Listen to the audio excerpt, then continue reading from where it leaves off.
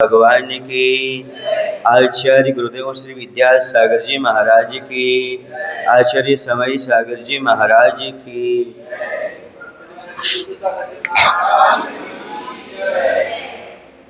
बंधु, बहुत सारे लोग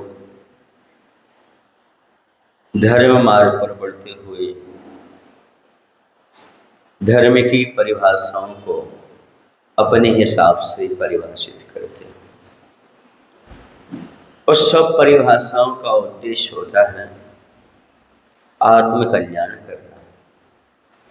सबका उद्देश्य होता है कर्म की नजरा करना। सबका भाव होता है धर्म करने का अर्थ है हमारे जीवन का उत्थान हो, वर्तमान में भी हम सुखी रह सकें और आगे भी हम सुखी रह सकें। इस भावना को लेकर प्रत्येक व्यक्ति धार्मिक भावनाओं से ओतप्रोत होता है कि मेरा यह जीवन भी सुखी रहे और अगला जीवन भी सुखी रहे।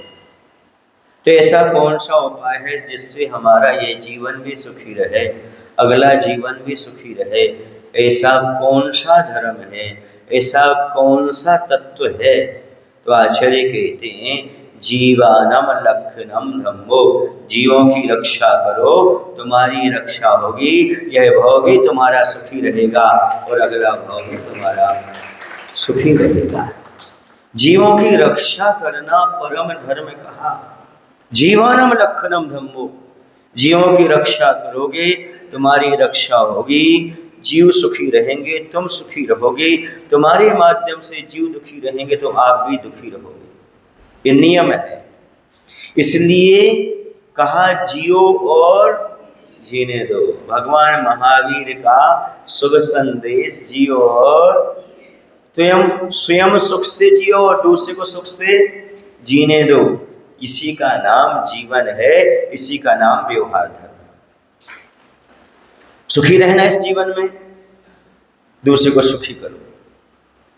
आगे सुखी होना है, प्रत्येक जीव के सुख के बारे में सोचो। किसी को कभी दुख मत पहुंचाओ, दुख मत दो। यदि सुख चाहते हो अपने जीवन में तो सबसे पहला सूत्र है किसी को दुखी मत करो। यदि कोई दुखी है तो उसके दुख को दूर करो, सबसे बड़ी चीज। यदि आप जीवन में सुखी होना चाहते हो तो, क्योंकि प्रकृति का नियम है जैसा दोगे वैसा मिलेगा, जैसा बोगे वैसा काटोगे। दुख दोगे दुख मिलेगा, सुख दोगे सुख मिलेगा। दूसरे व्यक्ति को दुख दोगे तुम्हें भी दुख मिलेगा, दूसरे व्यक्ति को सुख दोगे सुख मिलेगा। इसी संसार में दुख नहीं चाहते सुख चाहते हो तो सब प्राणियों को दुख देना बंद कर दो, सबको सुख देना प्रारंभ कर दो। सब सुखी हो संसार में, ऐसी भावना भाव, अपने आप सुखी हो जाओगे। दूसरा सुखी हो या ना हो, आप तो नियम से सुखी हो जाओगे। खेत में बीज जैसा बोया जाता है वैसी फसल हमें प्राप्त होती है। सुख की फसल बोओगे तो सुख की फसल मिलेगी, दुख की फसल बोओगे तो दुख की फसल मिलेगी। इसलिए दुनिया खेत है, सुन रहे ना? और सुख दुख ये सब बीज हैं, तुम सामने वाले को जैसे दोगे वैसे तुम्हें प्राप्त हो जाएगा। आम बोले वाले को आम मिलता है, बबूल बोने वाले को बबूल मिलता है। ये प्रकृति का उसूल होता है, ये सबको कबूल करना ही पड़ता है।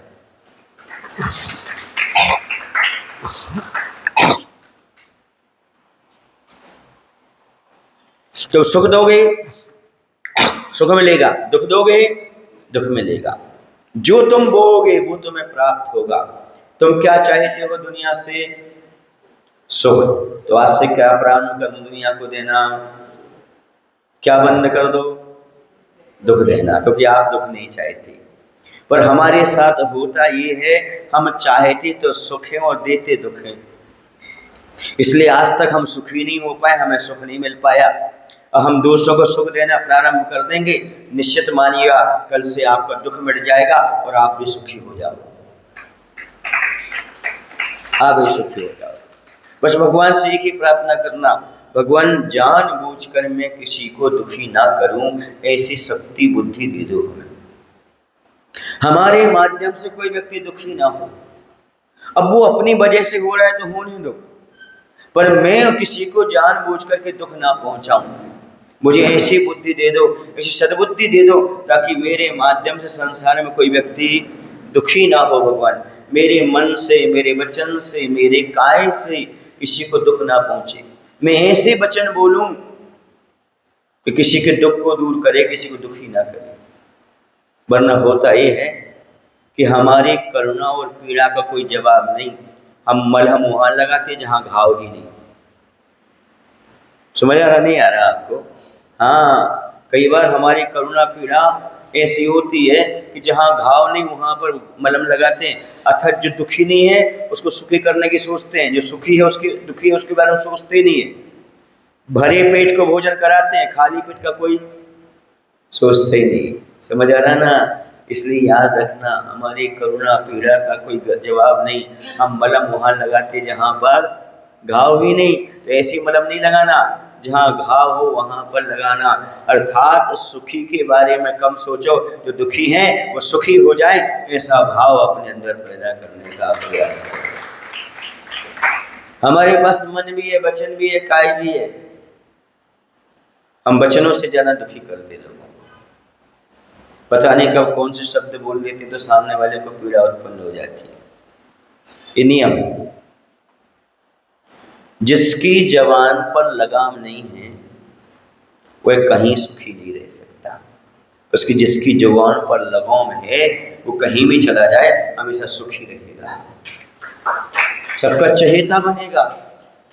बोलने में बहुत कुछ निहित होता है, बोलने में बहुत बड़ी हिंसा हो जाती है। इतना ही तो बोलना था द्रौपदी को, अंधों के अंधे होते हैं। महाभारत हो गया, कितनी हिंसा हो गई। विचार कर पाएंगे क्या आप?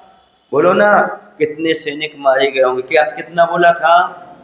अंधों के अंधे। दुर्योधन से इतनी बोलने पर इतनी बड़ी हिंसा। इसलिए याद रखना, आप अहिंसा धर्म का पालन तो करते हो, पानी छान कर तो पीते हो, पर पानी भी छान कर पिया करो, तभी आपके उपयोग किया करो, तभी आपके जीवन में अहिंसा धर्म पलेगा। हर आदमी पानी छानने की बात करता है, वाणी छानने की बात कोई नहीं करता। पानी छान कर पी रहे हो और वाणी इतनी कटु बोल रहे हो, फिर कैसे काम चलेगा? पानी छानने वाले से ऐसी बात कर रहे हो, बेचारा तिल में ला जाए, बोलो ना, फिर कैसा करेगा वो सामने वाला? हमारी वाणी में क्या होना चाहिए? क्या होना चाहिए? मिठास नहीं होना चाहिए, बल्कि अहिंसा होना चाहिए। कैसी होना चाहिए? मिठास ना हुई चल जाए, जिसमें अहिंसा है उसमें मिठास अपने आप आ जाती है। जिसमें बुरा है उसमें मिठास, अहिंसा बुरा है, जहाँ बुरा हो जाए तो वहाँ पर मिठास तो अपने आप आ जाएगी। ऐसी अहिंसा जहाँ पर है वह वाणी नियम से मीठी ही होगी। कैसी होगी? मीठी होगी। क्यों होगी? क्योंकि उसमें क्या है? अहिंसा है। जिसमें किसी व्यक्ति का अहित ना हो ऐसे वचन हैं। और वो जो अहित ना हो उसी का नाम तो सत्य वचन, उसी का नाम तो मीठा वचन है। समझ आ रहा है आप लोग की नहीं? ऐसी कौन सी मिठाई है जिसे मिठास ना हो? क्या बिना मिठास के कोई मिठाई होती है? बोलो ना भागचंद जी, होती है कोई? नहीं होती। जैसे बिना मिठास की मिठाई नहीं होती, वैसे बिना मिठास की वाणी नहीं होना चाहिए। तब आप जीवन में सफल हो जाओगे, अहिंसा धर्म का पालन कर पाओगे। मिठास के बिना कैसे? वाणी में मिठास होना चाहिए। आप किसी से बोल रहे हो तो लगना चाहिए कि आप बोल रहे हो, और आपको बोलना लोग पसंद करें। एक बात पूछूं आपसे, छोटा बच्चा कुछ भी बोले अच्छा क्यों लगता है? उसकी वाणी में मिठास होती है, दुराव नहीं होता है ना, छिपाव नहीं होता, स्वार्थ नहीं होता। वो तोतली भाषा में बोलता जाता है और सबके मन को खुश करता जाता है। ऐसे ही यदि आपकी वाणी में मिठास होगी तो दुनिया आपको पसंद करेगी, कुछ करने की आवश्यकता नहीं। बस इतना अपनी वाणी में मिठास। कोई कुछ कहता है बड़े मीठे स्वर में, उसका उत्तर दो। नहीं दे पा रहे, मौन हो जाओ, बहस करने की आवश्यकता नहीं। समझ आ रहा है ना? बोल सको तो कैसा बोलो, मीठा बोलो, वरना मुख मत खोलो। क्योंकि सबसे ज्यादा आजकल लोग हिंसा करते हैं तो वचनों से करते हैं, काया से उतनी नहीं करते, मन से भी उतनी नहीं करते। और बाद में कहते हमारे मन में ऐसा थोड़ी था, हमने तो बोल दिया, हमारा विचार ऐसा थोड़ी था, हम ऐसा सोच कर थोड़ी बोल रहे थे। तो ये आपका मन कौन देख रहा है? देखने में क्या आते हैं? वचन आते हैं। इसलिए पहले सोच समझ करके ही वाणी बाहर निकालना चाहिए, समझ रहे ना। गर अहिंसक बने रहना चाहते हो तो पानी छान कर पिया करो, और धर्म का पालन करना चाहते हो तो वाणी छान कर उपयोग किया करो। आपका धर्म भी पलेगा। इसलिए वाणी को और पानी को बिना छाने कभी इस्तेमाल मत करो, तभी आप धर्म का पालन कर पाएंगे। हम पानी तो छान पर पीने पर जोर देते हैं, पर वाणी को छान कर बोलने पर जोर क्यों नहीं देते? समझ आ रहा आपको कि नहीं? हाँ, बड़ा व्यक्ति वो होता है, सुन रहे आप लोग कि नहीं, जो मिठाई किसी को भी दे मीठे ही देगा। मिठाई किसी को भी मीठे ही देगा, बोलो ना भाई। हाँ पक्का। ऐसे ही वाणी भी बोलो तो किसी भी बोलो, नौकर से भी बोलो तो मीठी बोलो, मिठाई की तरह था बांध जाएगा। वरना एक ऐसा कर वैसा कर, ये क्या हो जाएगा? इसमें उसका कुछ नहीं, आपकी औकात मालूम पड़ती। हमारी वाणी से हमारा ही व्यक्तित्व झलकता है, हम किससे किस प्रकार के बोल रहे हैं, समझ आ रहा ना। हमारे आचार्य भगवान के मुख से आप सुनते कभी, सुने ना, ओ ब्रह्मचारी जी, ओ भैया, महाराज जी, समझ रहे ना। हाँ, जब कभी प्रेम की भाषा बोल देते कुंथू इधर आओ, जैसे बच्चों से बोलते थे वो। लेकिन यदि सबके बीच में है तो क्या, समझ आ रहा ना, ब्रह्मचारी जी, है ना, इस प्रकार के शब्द। कितने महान आचार्य, और क्या बोल रहे हैं? हाँ, बस यही मैं कहना चाहता हूँ कि आपका परिचय आपकी वाणी से है। यदि आप सम्मान पूर्वक बोलते तो आप सम्मानित व्यक्ति हो, ये अपने आप स्पष्ट हो जाता है। हम कह रहे सम्मान की भाषा नहीं बोल पाते, मत बोलो, पर ऐसे मत बोलो आदमी के अंदर चुभ जाए, तीर जैसे लग जाए। क्योंकि याद रखना, आदमी गोली का घाव भर लेता है, पर बोली का घाव कभी भरता नहीं। किसी को मार दोगे भूल जाएगा, और गलत बोल दोगे तो हमेशा याद रखे, तुमने हमें ऐसा क्यों बोला था, तुमने हमें ऐसा क्यों बोला था। समझ आ रहा ना। इसलिए ये दुख उसको अंदर बना रहता है। शब्द जो होते हैं वो दिखाई नहीं देते, शब्द दिखाई नहीं देते, लेकिन अस्त्र की तरह चुभते रहते हैं। आप किसी को बोल के तो देखो 4 शब्द, चलो आप मत बोलना, किसी ने आपको 4 शब्द कभी गलत तो बोले होंगे, वो कितने दिन तक चुभते रहे। इसलिए शब्द दिखते नहीं है, पर तीर की तरह चुभते रहते हैं। इसमें भी बहुत बड़ी हिंसा होती है, इसे समझने का प्रयास करो। इसलिए किसी से भी बोलो, बात करो तो ऐसा करो ताकि किसी को ठेस ना पहुंचे, किसी का दिल ना दुखे। समझ आ रहा ना। अपने शब्दों को एक बात और बता दूं, शब्द खोटे सिक्के, बुरे शब्द खोटे सिक्के हैं। जिसको भी दोगे वो 4 और वापस लौटा देगा। किसी को एक गाली दोगे वो 4 पकड़ाएगा, चाहे गरीब को पकड़ाओ चाहे अमीर को, चाहे मालिक को पकड़ाओ चाहे नौकर को पकड़ाओ। इसलिए याद रखो, ऐसे खोटे सिक्के किसी को दो क्यों, ताकि वापस लेना पड़े। अरे असली नोट दो ताकि असली मिले, मीठा बोलो ताकि मीठा आपको हमेशा प्राप्त होता है। अरे ये तो छोटा है, क्या बिगाड़ लेगा, मैंने बोल दिया तो। वो बिगाड़ेगा तो कुछ नहीं, पर आपका बनाएगा भी नहीं। क्या नहीं करेगा, एक बार में हाथ जोड़कर पीछे हट जाएगा, क्योंकि आपकी वाणी में क्या नहीं है, मिठास नहीं है। वैसे आजकल लोग काम करना नहीं चाहते, है ना, काम लेना पड़ता है, समझना, प्रेम प्रेम से कह करके काम करना पड़ता है। समझ आ रहा ना। ये संसार है, बहुत बेकार है। आजकल तो ऐसा है कि फ्री में आटा मिल रहा है, फ्री में गेहूं मिल रहा है सरकार से। बोलो गलत कह रहे क्या? तो आजकल नौकर के से भी क्या नहीं बोल सकते आप, हाँ, ज़्यादा तेज नहीं बोल सकते, नहीं तो हम कल से नहीं आएंगे। समझ आ रहा?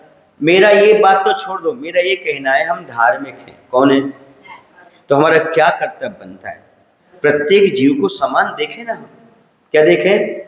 हम भेद क्यों करें? ये भी जीव है, हम भी जीव है। जैसे गलत बोलने पर हमें कष्ट होगा, ऐसे सामने वाले को भी कष्ट होगा। इसलिए हम ऐसा बोलें जैसे हम सुनना पसंद करते हैं। मैं कई बार कहता हूँ, आज भी कह दूं, यदि देखो, नियम तो ये कभी किसी को कष्ट मत देना, यदि सुखी रहना चाहते हो तो। लेकिन फिर भी यदि आप बिना कष्ट दिए नहीं रह सकते तो सामने वाले को उतना कष्ट दो ताकि बाद में तुम सहन कर सको, क्योंकि वो कष्ट लौट करके तुम्हारे ऊपर भी आएगा। बजाओ, हाँ बजाओ। ये बात अच्छी नहीं लगी आपको? तो ध्यान रखना, किसी को कभी कष्ट मत देना। देना तो कितना देना? जितना तुम सहन कर सको, क्योंकि नियम से वो कष्ट तुम्हें लौट कर आएगा। कोई कर्म तुम्हें बंधेगा, और कर्म तुमने बांधा है तो उदय किसकी आएगा? तुम्हारे आएगा। निमित्त कौन बना था? सामने वाला। वो तो नहीं भोगेगा, भोगेगा कौन? बोलो कौन भोगेगा?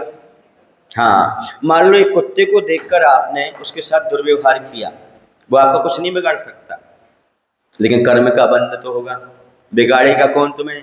बोलो ना भाई, कर्म। इसलिए कुत्ते से मत डरो। डरो किससे? कर्म से डरो। जो कर्म से डरता है वो किसी को दुखी नहीं देता, गलत नहीं बोलता, सबसे प्रेम से बात करता है, सबको सबको चाहिए। ये सबसे बड़ी अहिंसा सीखो। पानी छानने से पहले पानी को छानने का भी भाव करो। भगवान महावीर ने यही उपदेश दिया है, जियो और हाँ बिल्कुल, हम भी सुख से रहें, सामने वाला भी सुख से रहे। उसकी स्वतंत्रता को हम हनन नहीं करें, वो हमारी स्वतंत्रता को हनन न करे। इसी का नाम है जियो और जीने दो। अच्छा, आप लोग चौराहे पर जा रहे हो, सामने से गाड़ी आ रही है, आप उसको बचाओगे कि खुद बचोगे उससे? दोनों एक ही बात है। उसको बचाओगे सो बच जाओगे, और अपने आप को बचाओगे सो वो बच जाएगा। बोलो ना भाई, बचाओ में ही बचाव है, और बचाओ में ही बचाव हो। इसी का नाम जियो और जीने दो। हम सोचेंगे हम तो जा रहे, अब वो आके आ जाए तो आ जाए, तो अकेला उसका नुकसान नहीं होगा भैया, नुकसान तो तुम्हारा भी होगा। ऐसे हम किसी का अहित सोचेंगे तो कर्म का बंध तो हमें होगा, पाप का बंध। फिर आगे दुख किसको भोगना पड़ेगा? हमारे लिए। समझ आ रहा ना आपको कि नहीं? नहीं, मैं तो गाड़ी मार सकता हूँ, मैं तो ट्रक लेके जा रहा हूँ, वो तो लूना लेके आ रहा है, ऐसा मत सोचो। समझ आ रहा ना? लूना और ट्रक का मतलब नहीं है, मतलब ये है कुछ ना कुछ तो तुम्हें भी आहत होगा, सामने नहीं दिखेगा, लेकिन कर्म तो आपको बंधेगा और आगे जाकर के आपको निश्चित रूप से मिलेगा। इसलिए अहिंसा परमो धर्म को समझने वालों के लिए सबसे अच्छा सूत्र है, पानी छान कर पियो पर वाणी भी बिना छाने उपयोग मत करो। वाणी का भी अच्छे से उपयोग करो, ताकि आप प्रारंभिक दशा में धर्म की शुरुआत को समझ सकें कि धर्म क्या चीज होती है। क्योंकि धर्म का पालन इन्हीं से होता है, मन से, वचन से और काय से। यदि आपका वाणी सुधर गई तो बहुत कुछ सुधर गया, और वाणी नहीं सुधरी तो कुछ सुधरने वाला नहीं है। इसलिए इस बारे में आपको ध्यान रखने की आवश्यकता है। अपनी वाणी को सुधार करो ताकि हम धर्म की शुरुआत अच्छी तरह से कर सकें और ये समझ सकें कि हमें जीवन में धर्म की शुरुआत कहाँ से करना। ये बताओ, बालक अपनी जीवन की शुरुआत बोलने से तो करता है, कहाँ शुरुआत करता है? बोलने से शुरुआत करता है। ऐसे ही जब धर्म मार्ग बढ़ो तो बोलना सीखो, हमें कैसा बोलना। आचार्यों ने हमें बताया, हित मित और प्रिय वचनों से ही व्यवहार करो, कम शब्द हो, अच्छे लगने वाले हों, और कैसे हो? प्रिय लगने वाले। ऐसे शब्दों का उपयोग करो। शब्दों की संसार में कोई कमी तो नहीं है। इतनी दरिद्रता मत पालो, इतनी गरीबी मत पालो। हम सामने वाले को कुछ नहीं दे सकते तो दो मीठे शब्द नहीं दे सकते क्या? मैं तो हमेशा एक बात कहता हूँ, सुनो क्या कहता हूँ, अच्छे सुन लेना। मैं बोला करता हूं कि इंसान को इंसानियत के तराजू से तौलिए, इंसान को इंसानियत के तराजू से तौलिए, दो शब्द ही सही लेकिन प्रेम से बोलिए। छोटा बड़ा नहीं, इंसान तो इंसान है, ना छोटा है ना बड़ा है। इंसान को इंसान के तराजू से तौलिए, दो शब्द ही सही लेकिन जितन भैया कैसे बोलिए? प्रेम से बोलिए। आपको बोलना है तो प्रेम से बोलो, वरना मुखो मत खोलो। समझ आ रहा है ना? ये यदि हमने सीख लिया तो अपने जीवन में वाणी की अहिंसा अच्छी तरह से आ जाएगी। निंदाकारक शब्द ये भी हिंसा है। किसी की निंदा करना, किसी की आलोचना करना, किसी के रहस्य का उद्घाटन करना, ये भी श्रावक के लिए दोष बताया है। वो जैसा है वो अपना कर्म बांधेगा, कर्म भोगेगा। हमें उसका किसी के सामने इस प्रकार की बातें नहीं करना, समझे ना? वरना उसका अपवाद होगा, उसको तकलीफ होगी, वो तुम्हें भी घात पहुंचा सकता है और स्वयं घात भी कर सकता है। इसे सोच समझ करके ही शब्दों का इस्तेमाल किया करो। किसी ने लिखा है, एक शब्द औषध करे, एक करे है घाव, शब्द संभल के बोलिए, शब्द के हाथ ना पाओ। एक शब्द औषधि करती है और दूसरा शब्द प्रेम से बोला गया तो औषधि और दूसरा घाव करता है। समझ गए ना? इसलिए शब्द सोच समझ करके बोलो।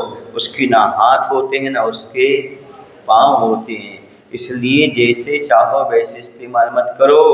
आप सोच समझ करके बोलो। सामने वाला व्यक्ति आपकी बात को सुनेगा कब? जब आप प्रेम से बोलेंगे। जिस दिन तुम नफरत में बोले कोई नहीं सुनेगा। अच्छा एक बात पूछूं आपसे, पूछूं, आपका बेटा आप क्रोध में बोलोगे सुन लेगा? आपकी पत्नी सुन लेगी? आपके पति सुन लेंगे? बोलो ना। जबकि इतना घनिष्ठ रिश्ता है, जब वो नहीं सुने तो पराया कैसे सुनेगा? बोलो ना। और अपने मन को पसंद है क्या कठोर शब्द सुनना? बोलो ना। नहीं है। बस यही मैं कहना चाहता हूँ, जैसे कोई भी कठोर शब्द नहीं सुनना चाहता, आप भी नहीं सुनना चाहते, तो बस किसी के सामने कठोर शब्दों का उपयोग मत करो। हाँ, धर्म की शुरुआत यहीं से करो।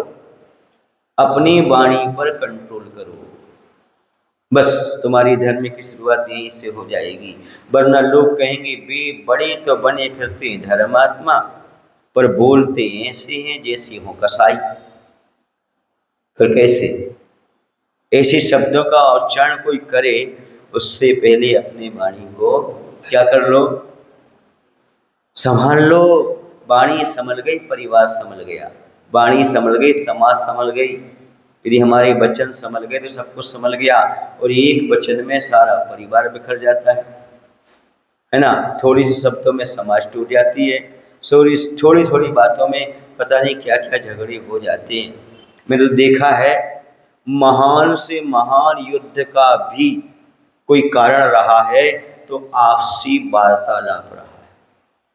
आपस की बातों से धीरे धीरे धीरे धीरे धीरे युद्ध शुरू हुआ है। तू मैं, तू मैं, तू मैं करते तू मैं हो गया। इतने बड़े बड़े युद्ध खड़े हो जाते हैं। इसलिए तू मैं तू मत करो। हम सब कहो। क्या कहो? हम सब कहो, अपने आप काम बनता चला जाएगा। ये भाव अपने अंदर लाने का प्रयास करो। समझ रहे ना? छोटा सा समय अपने पास है, छोटा सा जीवन अपने पास है, क्यों हम दुख के बीज बोएं? हो सके तो सुख के बीज बोने का प्रयास करें और अपने जीवन को अच्छा बनाने का प्रयास करें। बोले महावीर भगवान की, आचार्य गुरुदेव भगवान श्री विद्यासागर जी महाराज जी की, आचार्य समय सागर जी महाराज जी की।